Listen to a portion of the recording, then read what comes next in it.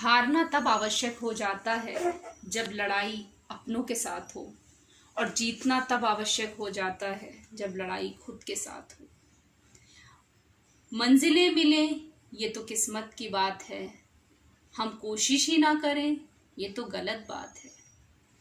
किसी ने बर्फ से पूछा कि तुम इतने ठंडे क्यों हो, उसने बहुत अच्छा जवाब दिया, मेरा अतीत भी पानी मेरा भविष्य भी पानी, तो मैं गर्मी किस बात की रखूं। नमस्कार दोस्तों, मैं रश्मि आज आपके सामने सिंप्लिसिटी विद रश्मि में आपका बहुत बहुत स्वागत करती हूँ। ये जो चंद खूबसूरत लाइनें थीं ये श्री हरिवंश राय बच्चन जी ने लिखी थी, जो मुझे बहुत पसंद है और मैं अक्सर इसको बोलती रहती हूँ। मुझे बहुत अच्छा लगता है। कभी कभी हमें अपने अच्छे राइटर्स की लाइनों को दिमाग में रखने पर एक मोटिवेशन मिलता रहता है और अच्छा लगता है।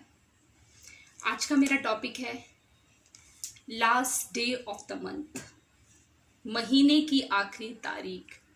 जैसा कि आप जानते हैं कि मैं सिंपल बातें करती हूँ, सिंपल तरीके से करती हूँ, सिंपल टॉपिक होता है, रोज की वो बातें होती हैं जो हम सबको कहीं ना कहीं महसूस होती हैं लेकिन हम किसी से कहते नहीं हैं। तो वो जो महसूस होना होता है बस उसको मैं आपके साथ डिस्कस करती हूँ। मेरे बहुत सारे व्यूअर्स मुझसे जुड़ गए हैं और मुझे बहुत अच्छे कमेंट्स आ रहे हैं, मुझे लोग पसंद कर रहे हैं, मुझे मोटिवेट कर रहे हैं। मुझे विश्वास नहीं था कि लोग मेरा इतना साथ देंगे। मुझे बहुत अच्छा लग रहा है। इससे क्या होता है कि मैं अगली बार बोलने के लिए मोटिवेट होती हूँ और मुझे क्या लगता है कि मैं आपस से कौन सी ऐसा टॉपिक लेकर आऊँ जो हम दोनों के बीच के रिश्ते को और मजबूत बना सके। तो जैसा ये टॉपिक है last day of the month, आप समझ ही रहे हैं, महीने की आखिरी तारीख। और आज एक महीने की आखिरी तारीख है 31 मई 2020। धीरे धीरे मई भी बीत गया। हमें विश्वास नहीं होता कि हमने मार्च, अप्रैल, मई कैसे घर में रह के बिताया है। लेकिन स्टे सेफ, स्टे होम का मंत्र लेते हुए हमें घर में रहना हमारी मजबूरी भी थी, हमारी ज़रूरत भी थी। तो आज से मई भी हमसे जुदा हो रहा है। आज महीने का आखिरी तारीख है। ये महीने का आखिरी तारीख हर एक व्यक्ति के अंदर एक अलग से कश्मकश लेकर आता है। किसी के घर का राशन खत्म होता है इस तारीख पे, किसी के स्कूल की फीस का जो ड्यूरेशन होता है खत्म होता है, किसी के दुकान का सामान खत्म हो जाता है, किसी के पढ़ने का पाठ खत्म हो जाता है। किसी न किसी व्यक्ति का हर तरीके से जुड़ाव इस 31 या 30 तारीख के साथ होता है और एक तारीख में एक अलग सी एनर्जी होती है। व्यक्ति क्यों ना घर पर बैठा हुआ हो, लेकिन अगर उसे पता चल जाता है कि आज 1 तारीख है तो उसके मन में एक खुशी की लहर दौड़ जाती है। मैं एक बहुत अच्छी स्टोरी आपके साथ इस तारीख के साथ बताऊंगी। आपको पता है इस महीने की आखिरी तारीख को बहुत से लोगों की तनख्वाह भी खत्म हो जाती है। कहीं ना कहीं उन्हें उस पल का इंतज़ार होता है कि वो 1 तारीख आए जिसे वो महसूस करें, अपनी खुशियाँ खोजें। शायद ये पिछले 3 महीनों ने कितनों की इस तारीख को बदलने का कोशिश किया होगा, लेकिन हम इंडियंस भी हैं, हम ह्यूमन बीइंग्स हैं। हम में कहाँ की हिम्मत भगवान देते हैं, भगवान खुद जाने, हम तो नहीं जान सकते। उन्होंने हमारे में ऐसी ताकत दी है, हम हर प्रॉब्लम से, हर चीज़ से लड़ते हुए खड़े हो जाते हैं और पूरे महीने को काटते हुए इस 31 तारीख का या 30 तारीख का इंतज़ार करते हैं। और फिर 1 तारीख में अपने आप एक अलग सी खुशी होती है कि कल 1 तारीख है। आज इस 31 तारीख पर मैं आपको बताना चाहती हूँ, आज ये तारीख मेरे लिए भी बहुत इम्पॉर्टेंट है। हमने बहुत कुछ सोचा था इस तारीख के बारे में।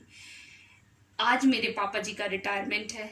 मेरे प्यारे पापा जी आज अपने जीवन के इतने साल बहुत अच्छे से काम करते हुए और बहुत लगन के साथ काम करते हुए अब अपने डिपार्टमेंट को आज से अलविदा कह रहे हैं।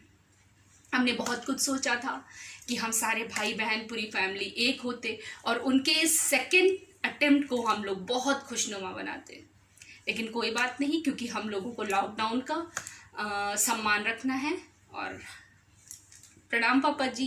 पापा, अगर आप मुझे देख रहे हैं, मुझे सुन रहे हैं, तो आपको आपके सेकेंड इनिंग के लिए खूब सारी शुभकामनाएं, खूब सारा आपको खुशियां मिले। जो खुशियां आपने हमें दी हैं वही खुशियां आपको मिले, और हम सब फिर से सेकेंड इनिंग में आपका सपोर्ट बने और आप हमारा सपोर्ट बने, और हम लोग आगे की लाइफ खूब अच्छे से बिताएं। आप पिता एक वट वृक्ष की तरह होता है जो रहता है घर में, तो हमें एक ठंडी छांव देता रहता है। कोई कहता है पिता एक सूरज की तरह होता है जिसकी तेज गर्मी बहुत ज़रूरी है, क्योंकि अगर सूरज नहीं निकलेगा तो अंधकार छा जाएगा। थैंक यू पापा फॉर बीइंग विद अस, और हमें हर तरीके से सपोर्ट करने के लिए। आई लव यू पापा। ठीक है, तो पापा जी की को मेरी बहुत सारी शुभकामनाएं हम सभी की तरफ से। मुझे लगता है मेरे व्यूवर्स भी मेरे पापा के लिए गुड लक बोले। Thank you. और आज की जो स्टोरी है आपकी, आज की स्टोरी मैं आपको बताना चाहती हूँ महीने की आखिरी तारीख की वो दर्दनाक कहानी, जिसको आपको मन से फील करना है। आपको मन से करना है कि हाँ, सच में ये कहानी होती है, और हर आदमी के मन में कहीं ना कहीं 31 तारीख का एक डर होता है। एक छोटी सी नौकरी करने वाला व्यक्ति था जो महीने की तनख्वाह, एक छोटी तनख्वाह पाता था, और 20 तारीख के बाद बेचारा डर डर के काटता था कि कहीं ऐसे ना हो पैसे खत्म हो जाएं। महीने की 30 तारीख थी और उसके मन का डर बढ़ चुका था, क्योंकि पैसा बहुत था ही नहीं उसके पास, खत्म हो चुका था। अब उसे बेसब्री से उस 1 तारीख का इंतजार था। वो अपने घर से निकलता है, बस भी नहीं करता, ऑटो भी नहीं करता, पैदल ही जाता है। लौटते समय भी वो बेचारा प्रयास करता है कि मुझे बस या ऑटो ना करना पड़े। उसके पॉकेट में सिर्फ 1 रुपए होता है। अब वो धीरे धीरे घर की ओर आ रहा होता है। इधर घर का दृश्य ये रहता है कि एक बेटा है जो कि चंचल है, छोटा सा बेटा है, और लोगों को, आस पड़ोस के बच्चों को गुब्बारे खेलता देख रहा है। उसे भी मन में लालच है। उसने माँ से कहा, माँ मुझे भी गुब्बारा चाहिए। माँ ने कहा, बेटा पिताजी को आने दो, क्योंकि माँ को पता था कि अभी हम गुब्बारे नहीं ले सकते। बेटे ने कहा ठीक है। बेटा गया, शांति से खड़ा हो गया। अचानक उसने एक गुलाबी गुब्बारे को छुआ, और छूते ही वो गुब्बारा फूट गया। गुब्बारे वाले ने चिल्लाना शुरू कर दिया। बच्चे की माँ भी बाहर आ गई। बच्चा रोने लगा। बच्चे की माँ ने कहा, क्या हुआ, आप क्यों मेरे बच्चे को इस ढंग से डांट रहे हैं? तो कहने लगे कि आपके बच्चे ने शरारत करते हुए मेरे गुब्बारों को तोड़ दिया है।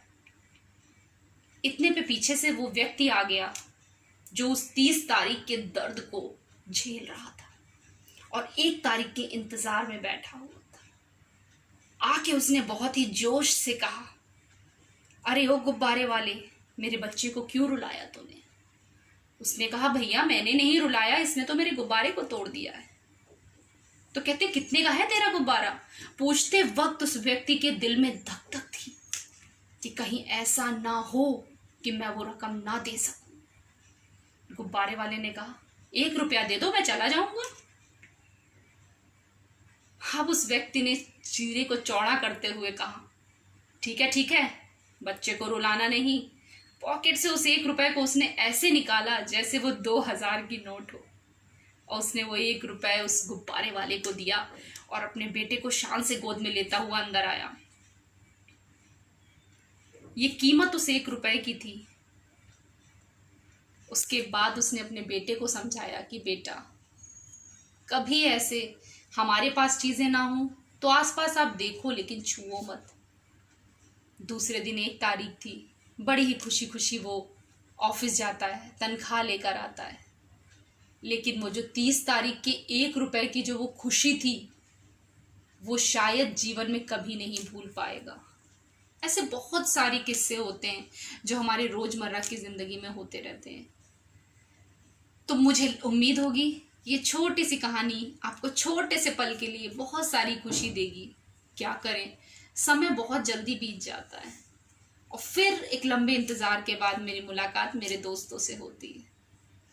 हम फिर मिलेंगे एक अच्छी कहानी के साथ, एक अच्छे टॉपिक के साथ, और हम लोग फिर ढेर सारी बातें करेंगे। मुझे आपके कमेंट का, आपके विशेस का वेट रहेगा।